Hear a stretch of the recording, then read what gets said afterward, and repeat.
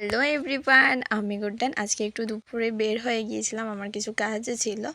আর দেখো আজকে ওয়েদারটা অনেকটাই সুন্দর ছিল, রাস্তাটা পুরোটা ফাঁকা ছিল, একটা মানুষও ছিল না। আর এখানে দেখো একটা বাড়িতে কত সুন্দর ফুল ফুটে রয়েছে, আমার তো ভীষণ ভালো লেগেছে। আর বাড়িতে এসে আমি আমার একটা ভিডিও শ্যুট করে নিয়েছিলাম। আর ওই দিন ছিল সোমবার, তো স্নান টান করে পুজো টুজো দিয়ে আমি এই চুড়িগুলি পরেছিলাম। এটা অবশ্য ভিডিওর জন্যই পরেছিলাম, আর ভিডিও করা হয়নি।